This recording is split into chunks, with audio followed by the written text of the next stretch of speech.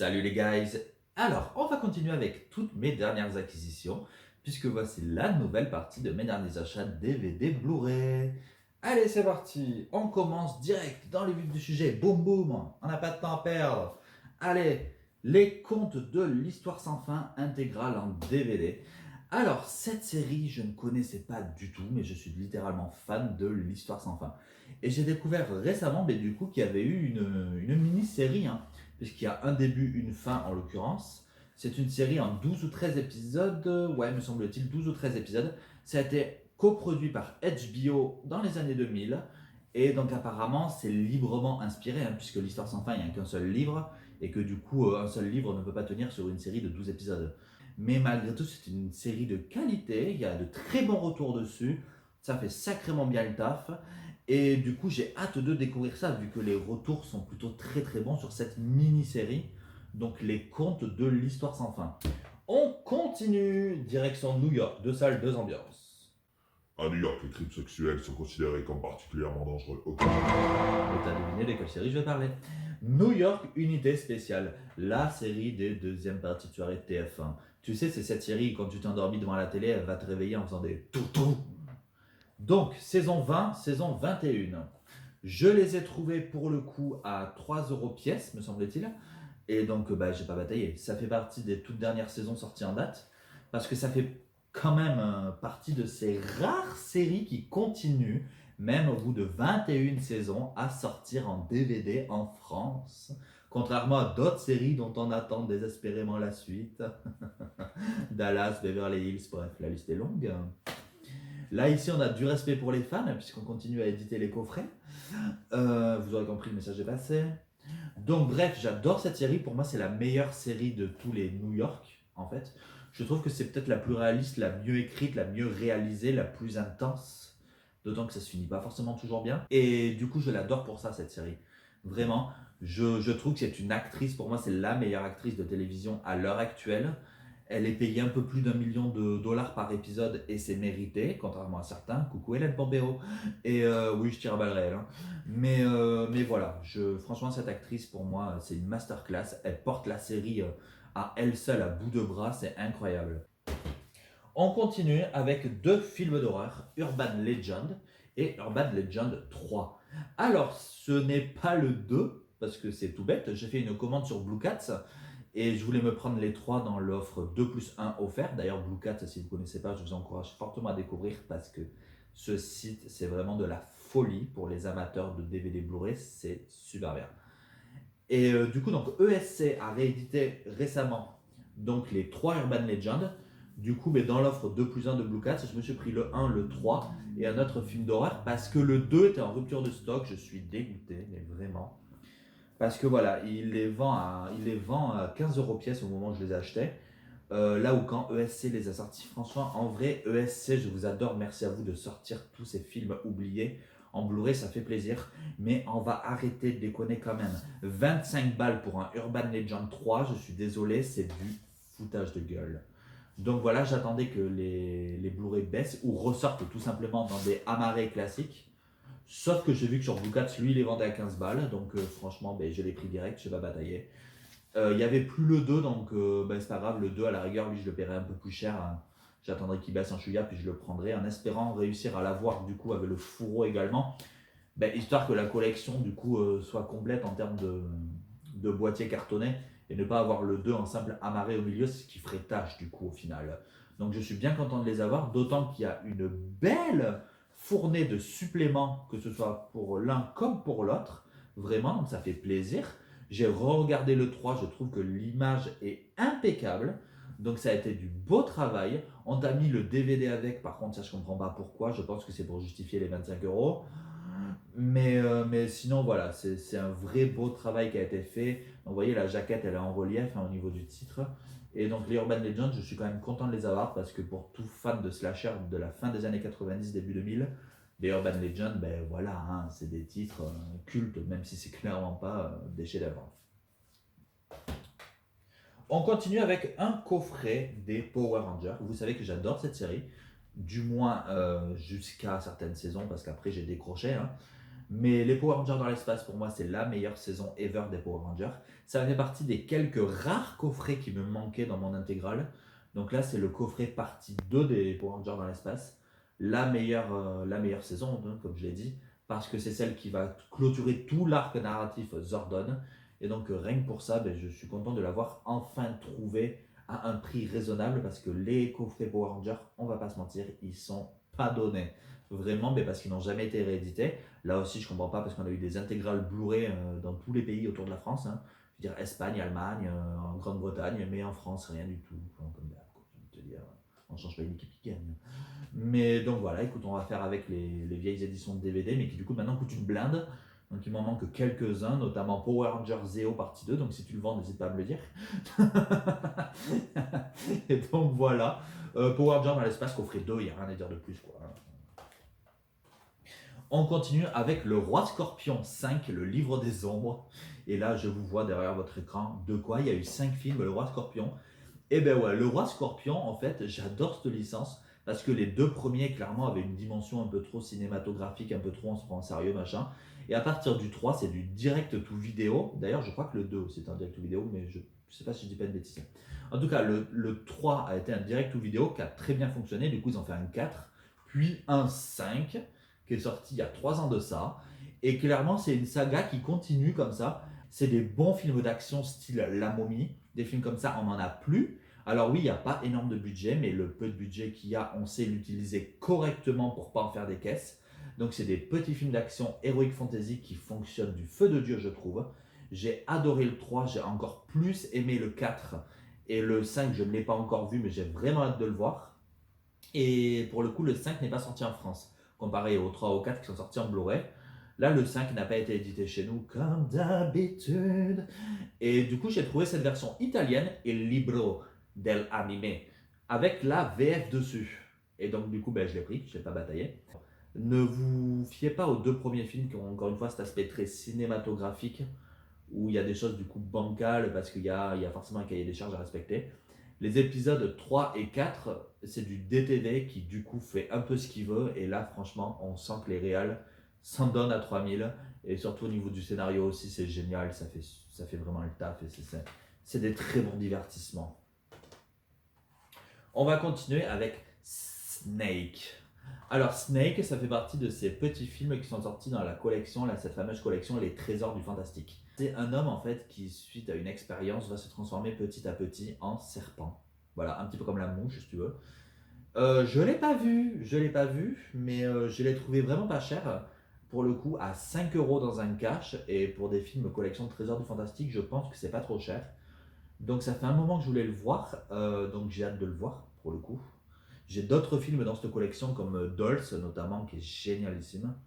Et donc ce Snake, j'ai hâte de voir ce que ça vaut. Ça a l'air d'être pas prise de tête, hein. On va dire voilà, on va pas se mentir, c'est des films un peu fauchés généralement. On continue avec une série, Dallas, ton univers impitoyable. Alors Dallas, je me suis acheté les 3 saisons du reboot suite entre guillemets qu'on a eu en 2012, parce qu'à la base en fait j'ai trouvé la saison 2 et 3 à 2 euros dans les nozes et il n'y avait pas la saison 1. Du coup quelques temps après j'ai été dans un cache, il y avait la saison 1 et du coup j'ai pris la saison 1, comme ça j'ai l'intégrale. La série a été annulée après 3 saisons faute d'audience. Il faut dire que l'acteur de JR JR a toujours porté la série clairement. Déjà c'est lui qui portait la série originale et c'est aussi lui qui portait la suite, hein, on va pas se mentir. L'acteur de JR est mort durant la saison 2, ce qui fait que la saison 3 a beaucoup moins bien marché, et du coup la série s'est arrêtée à l'issue de cette 3e saison sur un cliffhanger de l'espace. Comment te dire?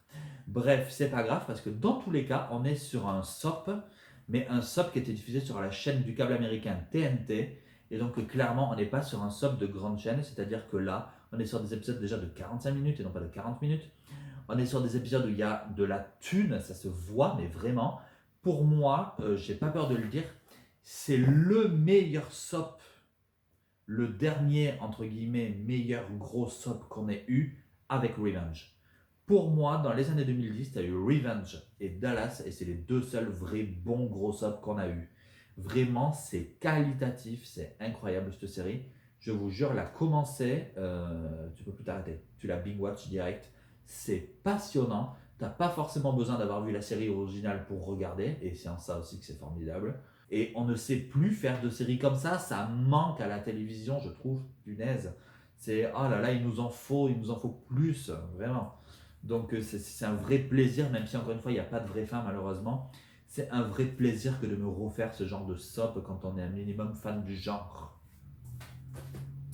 On continue avec la Matanza de Texas Nueva Generation.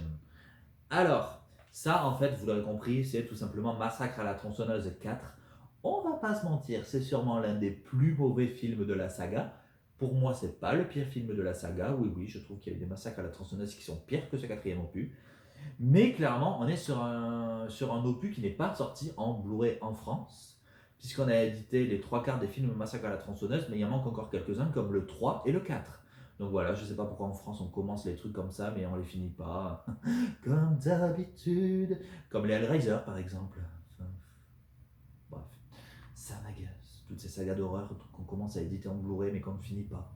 Je veux dire, la France pour ça est assez irrespectueux envers ses fans, je trouve. Vraiment, je crois que je ferai un jour une vidéo vraiment sur toutes ces séries et ces sagas qu'on a commencé à éditer en DVD, Blu-ray et dont on attend toujours les suites désespérément. Bref, ça m'agace. Donc du coup, je me le suis procuré parce qu'il y a une version espagnole qui vient de ressortir avec la VF d'origine. Et je dirais même mieux, il y a plein de langues. Hein. Italien, VF, anglais, allemand, donc voilà. Donc la jaquette, elle est en espagnol du coup, mais je m'en bats les ronds. J'ai enfin Massacre à la tronçonneuse 4 en Blu-ray avec une magnifique image en plus et avec la VF. Donc ça fait plaisir. Donc voilà, pour les amateurs comme moi qui veulent compléter la collection, sachez qu'il est dispo. Hein. Vous allez sur Amazon Espagne et vous le trouverez. En plus, je l'ai payé pas très cher pour le coup. Je crois que je l'ai payé 12 ou 13 euros. Donc c'est plutôt très correct. Et voilà, ça vient compléter la collection de mes Blu-ray Massacre à la tronçonneuse. Donc il me reste, je crois, a priori plus que le 3 qui n'est pas en Blu-ray. Alors l'Espagne a également édité le 3, mais il n'y a pas la VF dessus. Je suis dégoûté. Donc voilà, c'est pas grave. On continue alors là, deux salles d'ambiance. Donkey Kong Country, l'île de Congo Bongo. Alors ça, c'est la série, une des séries qui a bercé mon enfance, clairement. C'est une série en animation centrée sur Donkey Kong, rappelez-vous. Il y avait une émission pour enfants qui s'appelait Donkey Kong Country sur France 2, dans lequel il y avait plein de dessins animés, en fait, hein, comme TFU. Et c'était au début des années 2000, je crois, ou fin des années 90. Et en fait, c'est Donkey Kong qui lançait les programmes, c'était génial. Et donc, il lançait notamment sa propre série, Donkey Kong Country, qui est une série au final, je crois, où il n'y a eu qu'une vingtaine d'épisodes. Hein. C'est pas été une série très longue, mais c'était en animation, c'était très stylé. Et je l'ai acheté en fait pour retomber en enfance et pour peut-être, voilà, l'insouciance, retrouver mon insouciance. Mais après, je ne l'ai pas encore revu, donc pareil, je vais le regarder, je vais dire, mais qu'est-ce que c'est que cette bouse? Donc, je sais pas. Mais je l'ai payé 50 centimes, donc je me suis dit, vas-y, prends-le en vrai. Allez, on continue avec un nanar film d'action comme je les adore. Ice Twister, Tornade de glace. Et donc ça avec l'acteur Mark Moses, qui joue le rôle donc de Paul Young dans la série Desperate Housewives. Alors là, vous l'aurez compris, ce sont des tornades de glace, hein, comme le nom l'indique, qui vont ravager, je ne sais même pas quelle ville en fait, on s'en bat les ronds en fait. Et donc voilà, tu as deux personnes qui vont tenter de lutter contre ça, et qui bien sûr vont y arriver, sinon il n'y a pas de film. Et puis voilà, donc on est sur un petit téléfilm catastrophe du samedi après-midi de TF1, la vieille époque. Et donc je ne l'ai pas encore vu, mais ça a l'air vraiment de faire le taf, hein, de remplir le cahier des charges de tout ce qu'on attend de ce genre de petit téléfilm catastrophe du samedi après-midi. Donc voilà, Ice Twister, Tornade de glace, rien à dire de plus là-dessus. On continue avec la Ligue des Justiciers, Dieux et Monstres, qui vient donc compléter ma collection de films d'animation du DC Universe. Et voilà, lui je l'ai payé 3 euros à Noz, je ne l'ai pas encore vu, mais voilà, vu que dans tous les cas j'aime beaucoup les films du DC Animation Universe, et je me dis qu'il n'y a pas de raison que je l'aime pas celui-là, puis encore une fois je ne l'ai pas, donc ça vient compléter la collection. On enchaîne avec Titanic Odyssée 2012. Alors je sais que ça c'est un nanar qui est très connu, pour le coup, et je dis bien nanar, pas navet, parce que là vraiment, ce film on est plus dans le nanar que dans le navet. Vraiment, il est très connu parce que quand il était sorti, ça s'était vendu comme Titanic 2, la suite, machin. Alors que pas du tout, hein, vraiment. Mais par contre, je ne savais pas qu'il était sorti en Blu-ray. Quand je l'ai vu, j'ai hésité à le prendre parce que j'ai quand même payé cette bouse 7 euros. Du coup, j'ai hésité longuement, mais je me suis dit, et en vrai, ça en Blu-ray quand même. C'est, voilà, ça fait dans la petite collection à côté des Sharknado, tu vois. Donc je suis bien content de l'avoir pris. En gros, ben, c'est 100 ans après, on va construire un nouveau Titanic, voilà, en avril 2012, et le bateau va commencer à couler au même endroit que le premier Titanic avait coulé. Donc voilà, Titanic Odyssée 2012 en Blu-ray. On enchaîne avec P51 Dragon Fighter. Alors là, c'est pareil, on est sur un petit téléfilm de monstres trouvé à 1 euro à Noz en Blu-ray, alors avec un petit boîtier rouge, on adore. Et alors là, c'est très simple, hein, c'est pendant la Seconde Guerre mondiale, alors que les nazis sont sur le point d'être battus. Ils vont lâcher leur arme ultime, à savoir des dragons. Donc, le pitch, c'est ça. Voilà, je ne l'ai pas encore vu, mais ça a l'air débilement réjouissif. Et c'est la collection Zillow, qui du coup, on va pas se mentir, n'est pas réputée pour ses chefs-d'œuvre. Un petit peu un Asylum Beast. Et on va terminer avec un film d'horreur, The Collection. Alors, The Collection, c'est la suite du film The Collector que je n'ai pas en Blu-ray parce qu'il est très rare. D'ailleurs, le 2 aussi est très rare. Et donc, je l'ai trouvé du coup à 5 euros dans un cash. Du coup, j'ai pas bataillé, je l'ai pris direct. J'ai dit, tant pis, le 1, je le trouverai un jour, c'est pas grave. Donc, c'est par les scénaristes du saut 4, 5, 6, 7, à savoir Darren Lynn Bousman. The Collector pour moi était vraiment très très bien. The Collection était beaucoup plus dans quelque chose de vu, revu, très convenu, très gore. Mettre plus de gore ne rend pas forcément ton récit plus intelligent. Le 2 est beaucoup moins bien que le 1 à mon sens, mais ça se regarde et c'est une bonne suite quand même. Voilà, cette deuxième partie de mes achats est terminée. J'espère que la vidéo t'a plu. N'hésite pas à commenter, n'hésite pas à liker, à t'abonner si ce n'est pas encore fait. Et surtout, n'hésite pas à critiquer, parce que critiquer c'est bien. En version originale, c'est toujours mieux. Allez, salut!